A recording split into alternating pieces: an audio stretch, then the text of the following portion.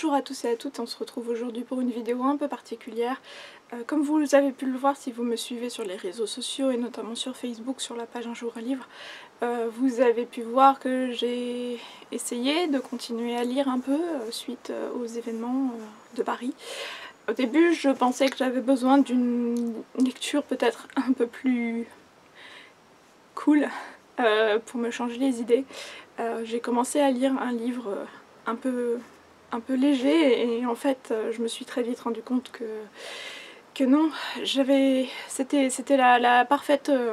le parfait moment pour justement lire sur quelque chose qui importe vraiment, qui est directement en lien avec l'actualité, parce que voilà, autant rester complètement dedans. Et autant en profiter pour justement comprendre un peu le monde qui nous entoure, les enjeux, etc. Donc je me suis reportée sur le dernier roman d'Ingrid Desjours, Les Fauves, paru dans la nouvelle collection thriller polar de Robert Laffont, La Bête Noire. Et c'est incroyable parce que ce livre est d'une actualité sans nom. Ça nous plonge complètement dans les filières de recrutement djihadiste et dans la folie des attentats meurtriers. Voilà, donc voilà, quand j'ai posté ça sur mes réseaux sociaux, c'est vrai que certains d'entre vous m'ont demandé si j'avais éventuellement des idées d'autres romans qui pourraient être intéressants sur ce sujet. Et voilà, aider un peu à éveiller les consciences, donc je vous en ai rassemblé quelques-uns. Forcément la liste n'est pas exhaustive, plus je cherchais, plus j'en trouvais d'autres. Donc ce que je vais faire, c'est que je vais vous présenter ceux que j'ai sous la main et éventuellement ceux qui sont, voilà, qui me viennent à l'esprit tout de suite. Mais je vous incite à aller voir ma chronique de blog, mon article, puisque je pense que je vous en mettrai beaucoup plus, donc je vous incite à aller piocher là-bas. Je vais tout d'abord vous montrer deux romans, voilà, donc des fictions. Je ne les ai pas encore lus, ils sont dans ma palle, donc j'en profite, voilà, pour vous faire une palle un peu spéciale événement tragique, et je pense que voilà, ce serait vraiment l'occasion de les sortir après justement Les Fauves. Le premier que je vais vous présenter, c'est Je suis Pilgrim de Terry Hayes, qui est sorti en poche, donc au livre de poche. Il a été dans la sélection des prix des lecteurs 2015, je crois même qu'il a remporté un prix, donc voilà, c'est vraiment un très bon bouquin. Je sais que des proches l'ont lu et m'ont dit vraiment qu'il fallait absolument que je le lise. Donc ce que je vais faire, c'est que je vais vous raconter un peu le résumé. Voilà, je vais vous lire le résumé derrière très rapidement, puisque voilà, sinon je sais que c'est une enquête qui s'infiltre dans les filières terroristes, etc., donc mondiales, etc., donc je vais vous lire le résumé, ça sera plus simple.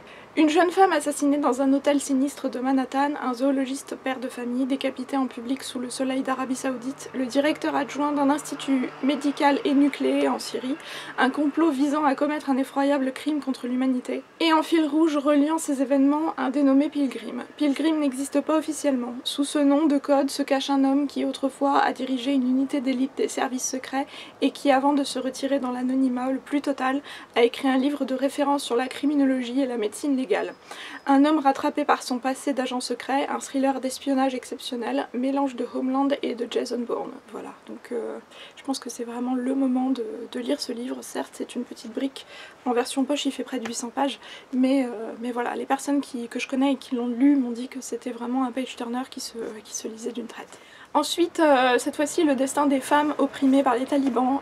Je pense que vous avez peut-être entendu parler du roman de Nadia Hachimi, La perle et la coquille, publié aux éditions Milady.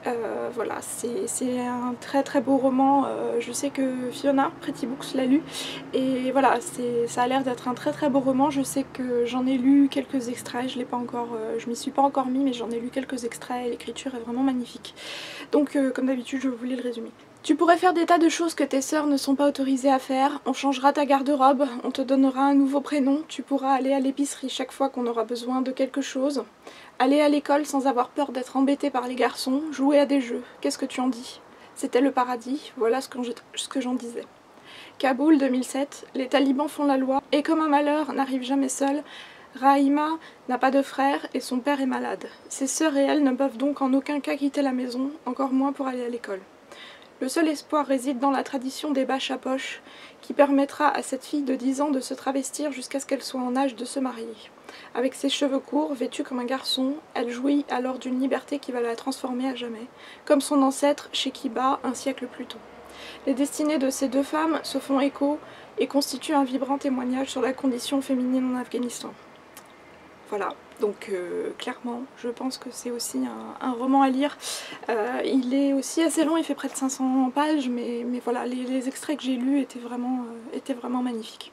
Un troisième roman, celui-ci, c'est celui de Jean-Christophe Ruffin, Katiba, qui est paru aux éditions Flammarion. Donc entre-temps, il est paru en poche, hein. Voilà, je l'avais acheté du temps de sa sortie en format, mais entre-temps, il est sorti en poche. Donc cette fois-ci, c'est plus les filières, ça traite des filières terroristes en Afrique. 4 touristes occidentaux sont assassinés dans le Sahara. L'attaque est signée Al-Qaïda au Maghreb islamique, une organisation terroriste implantée dans les anciennes zones d'influence française d'Afrique de l'Ouest. Tout laisse à penser qu'elle veut aller beaucoup plus loin et rêve de frapper la France au cœur. L'événement est présenté par les médias comme un fait divers tragique, mais il met en alerte les services de renseignement de Washington aux Émirats, d'Alger à Paris. Au centre de leur jeu complexe, Jasmine, jeune fonctionnaire du Quai d'Orsay, apparemment sans histoire, elle émerge peu à peu comme la pièce maîtresse d'une opération d'envergure inédite. Quel lien cette Française à l'élégance stricte entretient-elle avec le monde musulman? Quelle secrète influence pèse sur elle depuis la disparition de son mari, consul de France en Mauritanie? C'est en démêlant les fils les plus intimes de sa vie que la vérité se fera jour et que le suspense haletant trouvera son dénouement. Complice, victime ou agent double, Jasmine incarne le mélange de répulsion et de fascination que le fondamentalisme religieux exerce inconsciemment sur chacun de nous. Voilà. Donc sachant que Jean-Christophe Ruffin c'est un ancien diplomate, et voilà, donc, et puis aussi qui a écrit de très beaux romans historiques, donc voilà, blague à part pour la petite histoire, et voilà, donc je pense que ça peut être effectivement aussi très intéressant. Et cette fois-ci j'ai quelques essais à vous présenter. Tout d'abord sur Al-Qaïda, alors c'est peut-être un peu dépassé, mais bon quand même ça paraît toujours utile de se renseigner. Al-Qaïda en France de Samuel Laurent, donc révélation sur ces réseaux prêts à frapper, c'est paru aux éditions du Seuil.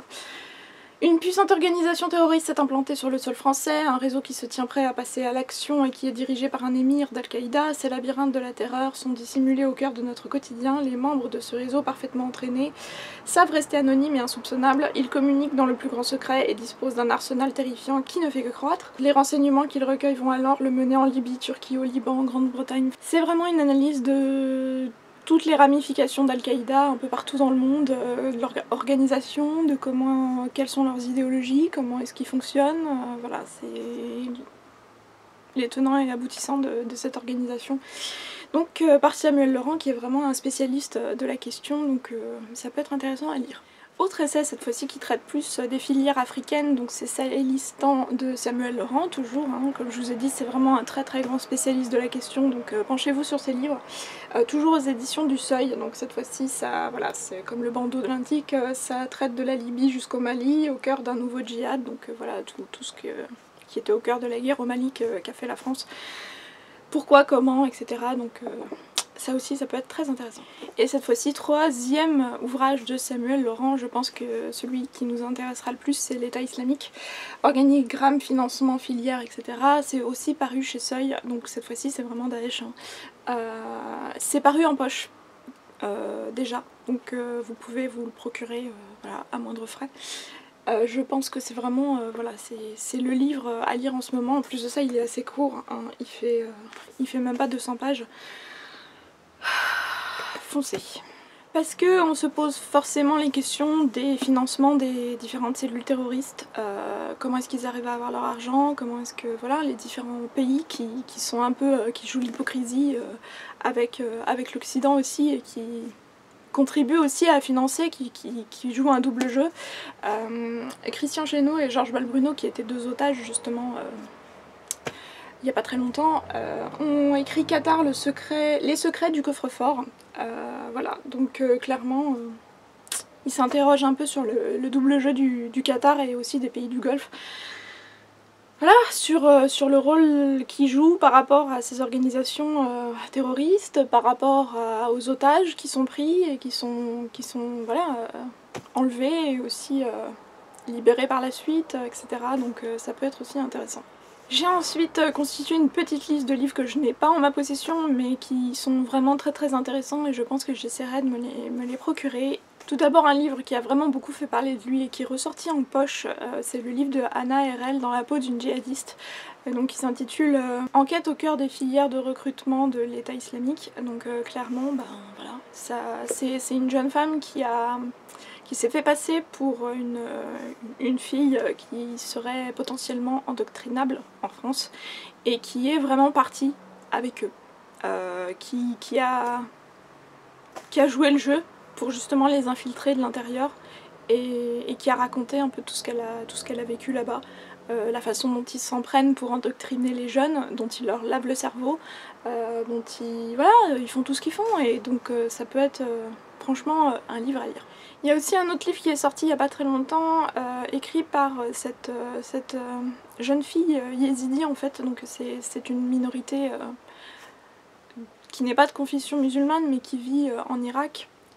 Et donc elle s'appelle Jinan et elle a écrit avec Thierry Oberlé un livre qui raconte justement son enlèvement par les terroristes de Daesh, sa séquestration, les sévices qu'ils lui ont fait subir, etc. sous prétexte justement qu'elle était de cette minorité ethnique. Et voilà, et c'est vraiment un discours poignant sur le sort qui est réservé aux femmes otages et captives. Donc ça s'intitule Esclaves de Daesh. Voilà, donc je pense que ça mérite aussi d'être lu. Et enfin, un dernier ouvrage que je vois souvent revenir sur internet et donc je pense que je me pencherai également dessus. Il s'agit de l'ouvrage de Pierre-Jean Luizard, Le piège de Daesh, l'État islamique ou le retour de l'histoire, et donc c'est aux éditions La Découverte et c'est aussi un essai qui essaye de couvrir un peu tous les thèmes, toutes les thématiques. Je pense que j'ai donc fait le tour des principaux ouvrages. Ça peut toujours être intéressant de se cultiver. Il n'y a pas trop d'autres mots, je suis désolée pour si je trouve pas les mots pour arriver à m'exprimer dessus. C'est encore compliqué, mais je pense que c'est vraiment utile de pas baisser les bras et surtout d'essayer d'essayer de comprendre un peu le monde dans lequel on vit, pour aussi pas céder aux amalgames, pas tomber dans le piège de certains qui voudraient, dans les extrémismes, etc., qui voudraient éventuellement récupérer ces tragédies pour essayer de nous replier sur nous-mêmes. Voilà, je pense qu'il faut arrêter de se taper les uns sur les autres. On est tous à cran en ce moment, clairement. Et c'est pas la peine de s'entre-déchirer entre nous pour des pacotilles. Je pense qu'on a un ennemi commun et il faut qu'on dirige notre colère vers cette personne-là et pas entre nous. Parce que c'est ce qu'ils veulent finalement. Je repense comme ça, c'est un peu bête, hein, mais je repense à la 5e vague de Rick Yancey en fait, où justement il avait une citation comme ça, enfin je sais plus comment est-ce qu'il le disait exactement, mais en gros